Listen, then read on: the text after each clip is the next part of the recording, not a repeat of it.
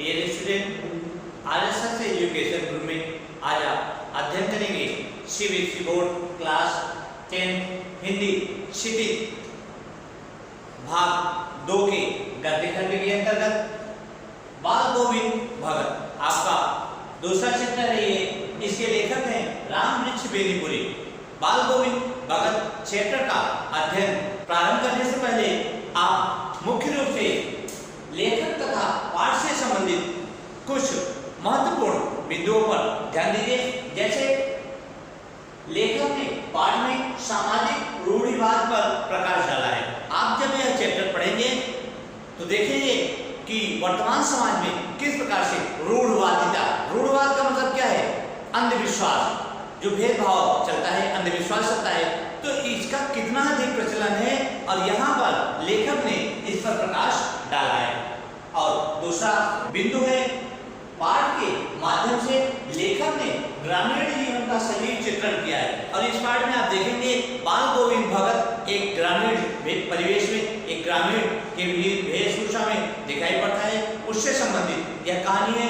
तो यहाँ लेखक ने ग्रामीण परिवेश का वर्णन करके आपको उस ग्रामीण क्षेत्रों की दशा का वर्णन कराया है, उसकी स्थिति से अवगत कराया है और आप और शहर को गांव से जोड़ने का एक निश्चित क्रम प्रस्तुत किया है।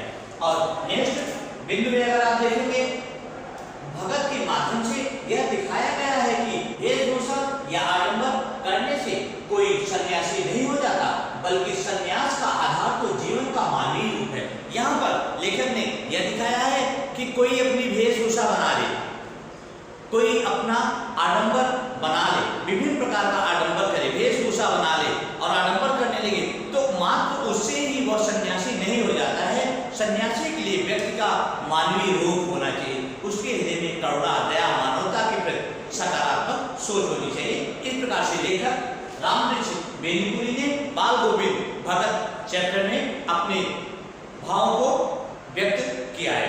तो आइए पाठ का सारांश प्रारंभ करते हैं। तो आइए कहानी का सार प्रारंभ करते हैं। बाल गोविंद भगत मझोले कद के गोरे चिट्टे आदमी थे। उनकी उम्र 60 वर्ष से ऊपर थी और बाल पक गए थे। वे लंबी दाढ़ी नहीं रखते थे और कपड़े बिल्कुल कम पहनते थे।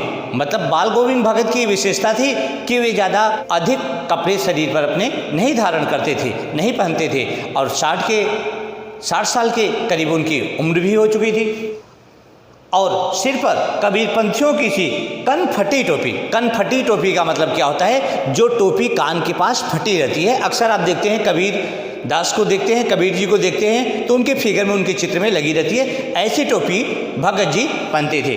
सर्दियों में ऊपर से कंबल ओढ़ लेते थे और सर्दियों के समय क्या करते थे? ऊपर से कंबल ओढ़ लेते थे, कंबल से अपने शरीर को ढक लेते थे।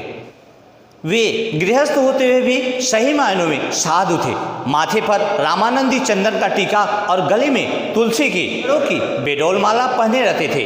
मतलब तुलसी की जड़ों से बनी हुई माला वे पहने रहते थे। उनका एक बेटा और पतोहू थी। वे कबीर को शाह मानते थे, किसी दूसरे की चीज़ नहीं छूते और न बिना वजह झगड़ा करते थे। उनके पास खेती बाड़ी थी तथा साफ सुथरा मकान था। खेत से जो भी उपज होती उसे पहले सिर पर लादकर कबीरपंथी मठ में ले जाकर उसे दे देते। वे कबीर के पद का बहुत मधुर गायन करते थे। कबीर के पदों को बहुत अच्छा गाते थे। आषाढ़ के दिनों में जब समूचा गांव खेतों में काम कर रहा होता तब बाल गोविंद पूरा शरीर कीचड़ में लपेटे खेत में रोपनी करते, अर्थात धान की रोपाई करते हुए अपने मधुर गानों को गाते। भादों की अंधियारी में उनकी खंजरी बजती थी। जब सारा संसार सोया होता तब उनका संगीत जागता था। कार्तिक मास में उनकी प्रभातियाँ शुरू हो जाती थी। वे अहले सुबह अर्थात बहुत सुबह नदी स्नान को जाते और लौटकर पोखर के ऊंचे भिंडे पर अपनी खंजरी लेकर बैठ जाते। ऊंचे भिंडे का मतलब कि ऊंचाई वाले स्थान पर, और अपना गाना शुरू कर देते।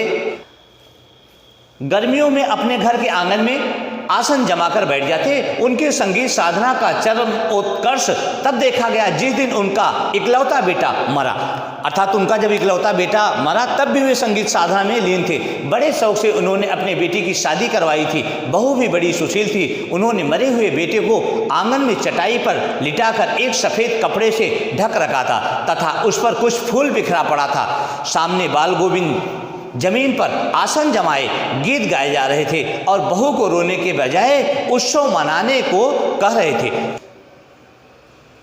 चूंकि उनके अनुसार आत्मा परमात्मा के पास चली गई है, ये आनंद की बात है, अर्थात आनंद की बात है। उन्होंने बेटी की चिता को आग भी बहू से दिलवाई। जैसे ही श्राद्ध की अवधि पूरी हुई, बहू के भाई को बुलाकर उससे दूसरा विवाह करने के लिए कहा। उसके दूसरा विवाह करने का आदेश दिया। बहू जाना नहीं चाहती थी, साथ रह उनकी सेवा करना चाहती थी, परंतु बाल गोविंद के आगे उसकी एक ना चली। उन्होंने दलील दी कि अगर वो नहीं गई तो वे घर छोड़कर चले जाएंगे। इस प्रकार से बाल गोविंद भगत ने अपनी बहू को प्रेशर दिया और उस पर दबाव डाला।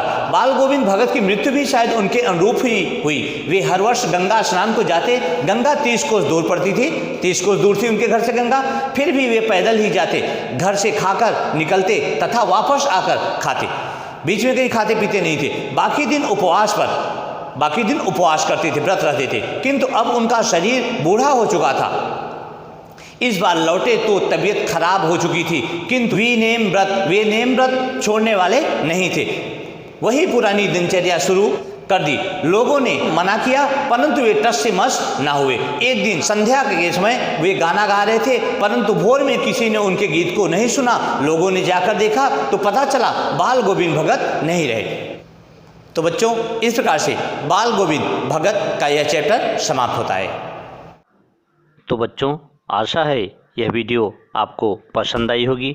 अगर वीडियो आपको अच्छी लगी हो तो सब्सक्राइब, लाइक और बेल आइकन की बटन को ओके करना ना भूलें और अधिक से अधिक अपने मित्रों को, दोस्तों को शेयर करना ना भूलें। तो आज के लिए बस इतना ही। Thank you so much.